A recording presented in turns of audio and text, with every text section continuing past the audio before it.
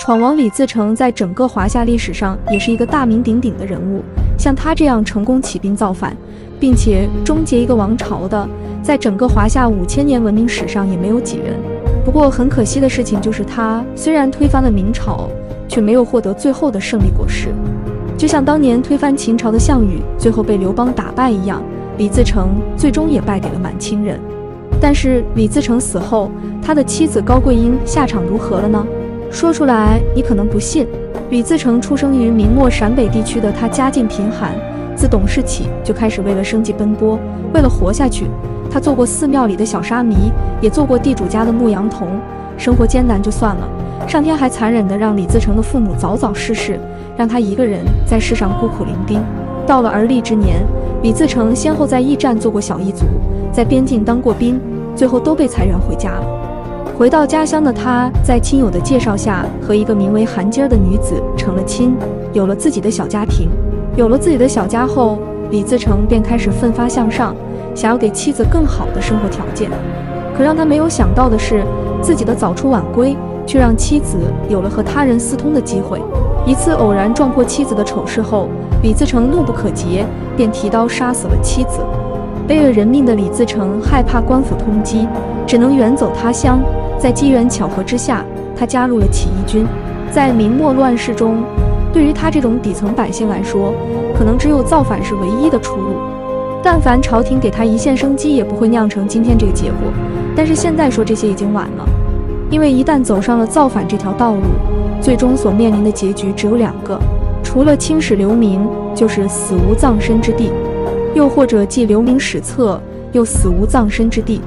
在起义军中，李自成凭借着机敏聪慧、见机行事，很快得到了重用，从小小的士兵成为了将领。此时的他又认识了第2任妻子，这位女子美若天仙，李自成被迷得神魂颠倒，很快和她成了婚。或许是李自成整日里忙于处理公务，没空照顾自己的妻子，过了没多久，第2任妻子就和他的部下勾搭在了一起。2人害怕事情败露，有杀身之祸，便偷走了李自成的全部钱财，2人远走高飞了。此时的李自成十分尴尬且怀疑人生，自己四肢健全，长得也可以说小帅，怎么老婆一个个都要跟着别人跑呢？自打第2个老婆和别人私奔后，李自成便下定决心，从此只搞事业，再也不碰女人。一心一意搞事业的李自成闯出了闯王的名声，带领手下接连打了胜仗，威望越来越大。就在此时，李自成认识了第3任妻子高贵英。2人日益熟络后，李自成发现高贵英简直就是自己的理想型。她不似寻常那些女子一样矫揉造作，满口的3从4德，只知道绣花。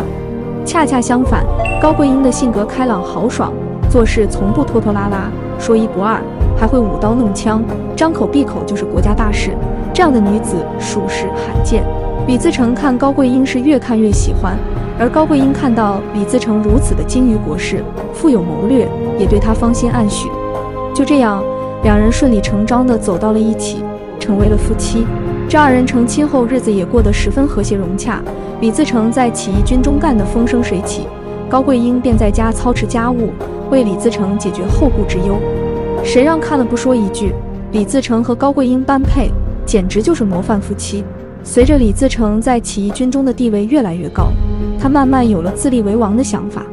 毕竟给别人打工效劳，哪有自己当老板来的香？在一番思量后，李自成将自己的抱负告诉了妻子高贵英。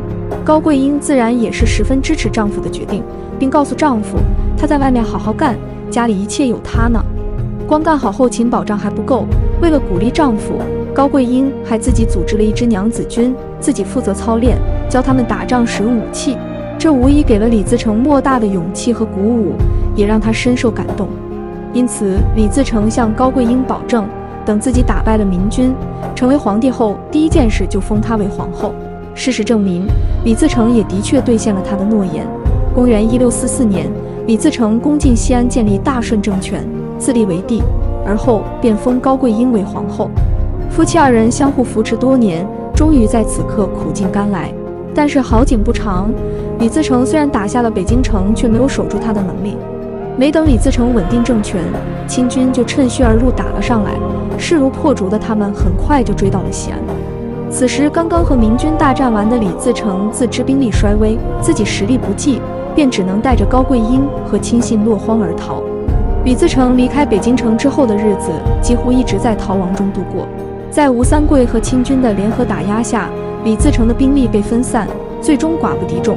内忧外患的大顺政权终究没能敌过女真族的进攻，李自成兵败九宫山，死于乱箭之中。高贵英听闻丈夫的死讯后，悲痛不已。如果是个寻常女子，可能甚至想随丈夫而去了吧。可高贵英接下来的行动却出乎人的意料。说出来，可能有人会不相信，高贵英作为一个女子，竟然并没有放弃与清朝继续做斗争，反而还有一种要殊死一搏的气势。她先是联络了李自成的不少旧部，让其再次成为自己的势力。接着，她又在民间大肆宣扬起义军，为自己吸收新鲜血液，扩大起义军。经过她的这一番操作，原本零零散散的起义军又一次组织了起来。面对满清人的入侵，此时的中原局势已经发生了改变。